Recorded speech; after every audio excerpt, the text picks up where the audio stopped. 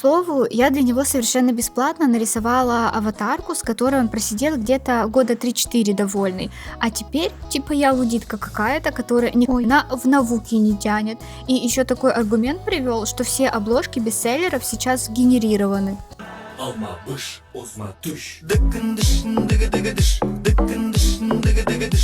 Привет, я Мила. Не так давно со мной произошла не слишком приятная история, которая обернулась для меня полным разочарованием в человеке.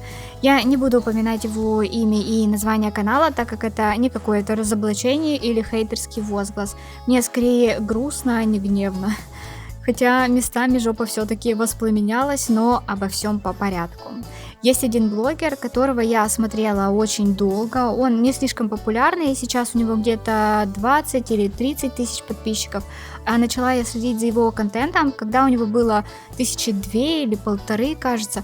У нас с ним совпадали вкусы на сериалы, и он буквально всегда произносил те же самые фразы в обзорах на серии, которые я говорила во время просмотра. Так что было приятно следить и поддерживать единомышленника, так сказать.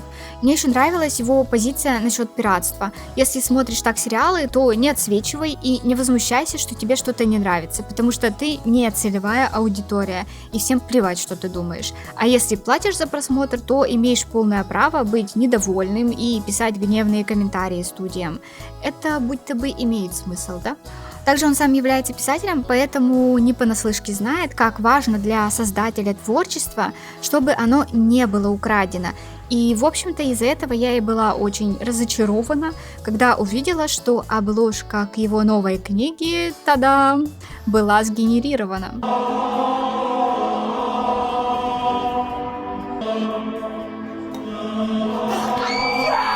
Все началось с того, что мне в ленте попался ролик, где он презентует свой новый роман. Я зашла посмотреть и заодно сразу на Amazon перешла по его ссылке. Мы помним, что авторов, которые нам нравятся, нужно поддерживать. И вот смотрела я на обложку его книги и не могла поверить своим глазам. Сначала я подумала, что, возможно, мне кажется, что это генерация, так как изображение маленькое. Не будет же человек, который постоянно хейтит пиратов, генерировать обложку для своей книги, которую продает за $20. Сколько? За $20. Да ты что, охуел, блядь, сука? К счастью, на Амазоне можно открыть картинку в большом разрешении, что я и сделала, и охренела. Она реально была генерацией, причем всратой генерацией. Типа там предметы соприкасались друг с другом кончиками углов, зубы животного на втором плане с артефактами. Ну, вы понимаете, да? Или одежда у персонажа начинается в неожиданных местах и уходит в такие же неожиданные места. Я такая сижу, смотрю на это и охреневаю от своего разочарования в этом человеке. Я понимаю, что никто не должен соответствовать моим ожиданиям и бла-бла-бла, но когда человек создает себе образ борца против пиратства, то ты рассчитываешь, что он хотя бы сможет это, не знаю, хоть как-то объяснить. Отвечу на вопрос, почему я сравниваю генеративку с пиратством. Художники, чьи картинки взяли для обучения моделей, не получили за это денег. Более того, у них даже разрешения не спрашивали. И вот писатель, который буквально находится вместе с нами, художниками, в одной и той же ситуации, сейчас как бы и их труд тоже украден. Те, кто создавали свой писательский стиль годами, тоже не давали своего согласия, чтобы его могли пользовать все, кто алфавит выучил и способен выдать промпт в пару строчек. Так что я решила написать этому блогеру комментарий, чтобы понять его позицию. Знаете, когда хочется продолжать следить за человеком, то нужно хоть какое-то объяснение, чтобы избавиться от дискомфорта. К слову, я для него на заре своего пути художественного, где-то лет 6 назад, совершенно бесплатно нарисовала аватар,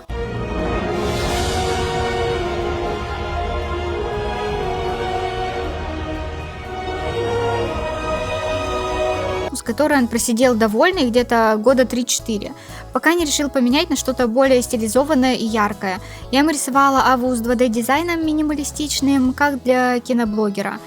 Он позже сменил на персонажа, кажется, в казуальной стилистике. Я помню, было много возмущений на его канале из-за этого с требованиями вернуть старую аву. Это даже немного потешило мое эго. Такая я крыса.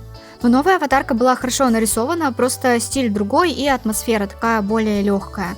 Но я очень удивилась, когда он сменил эту афу через пару месяцев или меньше даже на AI-картинку. Просто мда. Сочувствую художнику, который рисовал для него. Картинка, кстати, от художника была гораздо лучше. Так вот, я написала для него комментарий, в котором пожелала удачи в продвижении книги и сказала, что мои чувства художника задеты, и я, к сожалению, не могу приобрести эту книгу, потому что не хочу поддерживать книги с генеративными обложками. Он же мне написал, что это то же самое, что быть против диджитал-арта и электричества. Серьезно. Типа я лудитка какая-то, которая ни хрена в науке не тянет. Хотя я вообще ни слова не сказала, что я против искусственного интеллекта, прогресса и вообще лучше молиться. Мне вообще порой кажется, что некоторые AI-адепты будто даже не пытаются понять, что им говорят, а просто как боты выдают наборы фраз, которые считают аргументами в любой непонятной ситуации. Вы против машин, вы против электричества, вы против развития, против. А ты лишь сказал, что не считаешь продажу такого вида товара этичной. Он еще такой аргумент привел, что типа все обложки бестселлеров сейчас сгенерированы. Меня так разозлила вообще эта позиция. Опять же приведу в пример пиратства. Этот человек очень не любит пиратов. И типа разве это был бы достаточный аргумент, если бы я сказала ему, например, так куча народу пиратит. Ты что, против прогресса? Люди нашли способ экономить деньги и получать контент бесплатно. Ты лудить, что ли? Это разве не абсурд? Думаю, меня бы за это попросили загуглить определение слова. И как количество чего-то может узаконить воровство. Типа, если один украл, то это плохо, а если сразу несколько человек, то окей. По правде говоря, я уже очень хочу, чтобы это хоть как-то стало регулироваться, чтобы потом вот такие вот люди огребли по полной. Я сейчас не про генеративщиков в целом говорю, а про компании или людей, которые решили сгенерированный мерч продавать или картинки, ну именно про сферу коммерции. И что мне показалось максимально странным, он сказал, что у него был художник, который потратил много времени на эту картинку и вообще над ней трудилась куча народу.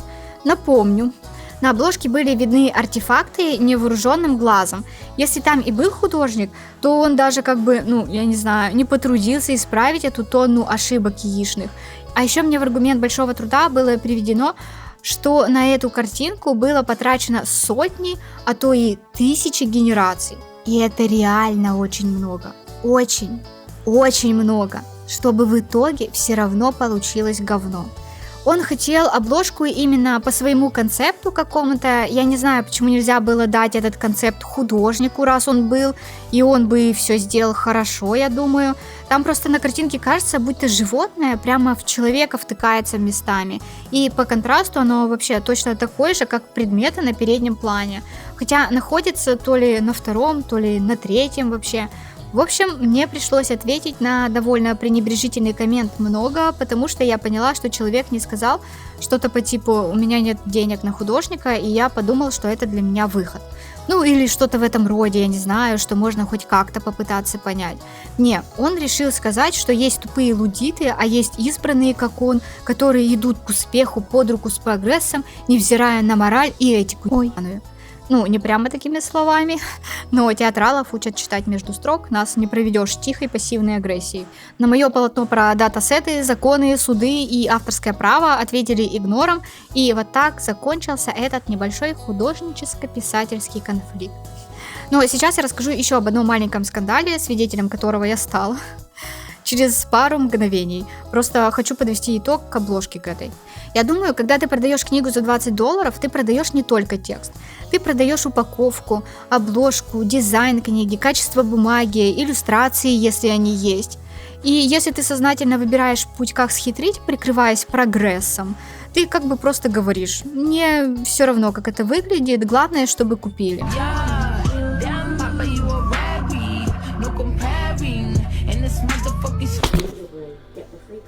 А потом такие люди искренне удивляются, что читатели злятся, что они отворачиваются. Некоторые из читателей вообще не готовы тратить силы на объяснения, они просто молча разворачиваются и уходят. И потом не нужно спрашивать, откуда появляется недоверие. Оно как бы логичное следствие. Если ты сгенерировал обложку, а писал ли ты эту книгу сам? Нельзя обесценивать одних людей и рассчитывать, что с тобой так не поступят. И особенно огорчает, когда люди из одной творческой среды начинают плевать друг в друга, использовать друг друга.